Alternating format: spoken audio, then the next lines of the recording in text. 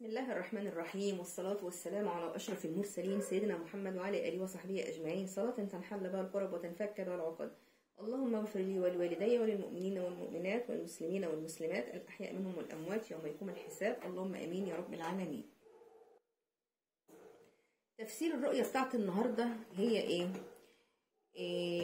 صاحبة الرؤية بتقول إن زوجها له أخت متوفية من فترة يعني، وبعد كده بعد فترة يعني شافت في الرؤية ان زوجها جايب اخته وفي حنطور وبيدخلها البيت وهي مش عاوزة تدخل، عمال يقول لها تعالي، تقول له لا انا مش عاوزة اجي. فانا بقول لها ما ده صاحبة الرؤية يعني هي اللي بتقول بقول لها ما تيجي، انت ايه اللي جابك؟ قالت لها انا ما كنتش عايزة اجي وهو اللي جابني بالعافية، والله انا ما كنت عايزة اجي، ما كنتش عاوزة اجي خالص.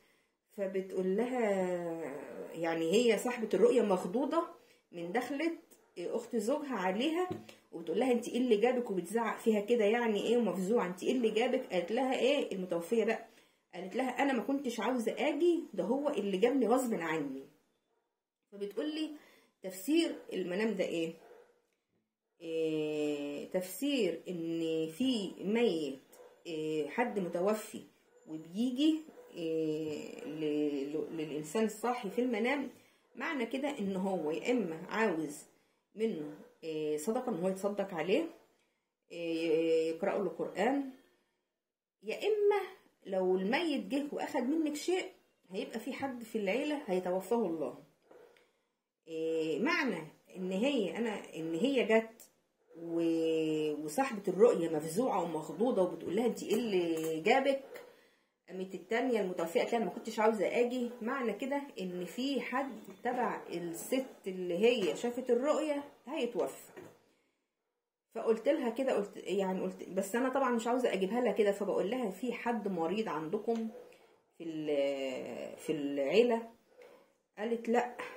في حد كبير؟ قالت والدي راجل كبير ويعني تعبان، اللي هو التعب العادي، عنده السكر عنده الضغط كده يعني، بتجيله غيبوبة سكر احيانا، وبعد كده برضو مع العلاج بيفوق منها. فقلت لها هو في حد في الاسرة بتاعتكم هيتوفاه الله؟ قالت معقولة؟ قلت لها بس انا طبعا ما كنتش عاوزه اقول لك عشان برضو ما تبقيش مخضوضه، بس يعني انت قلتي لي ان انا اقول لك يعني التفسير واديني قلته لك. قالت جايز، بس هي مش مقتنعه لان هي شايفه ان الاسره كلها ما شاء الله صحتها حلوه.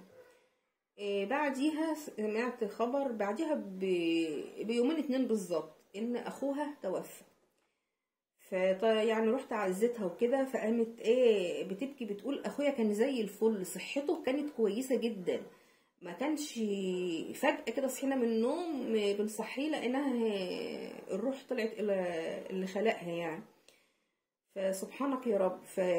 يعني رؤية ان المتوفي يجي في المنام بهذه الحالة، ان هو يجي وبرضه مذعور ومخضوض ومش عاوز اجي، وفلان جابني بالعافية، معنى كده ان هو جاي هياخد حد، ومعنى ان هو هياخد حد معاه يبقى كده الحد اللي هياخد دوت هيتوفاه الله.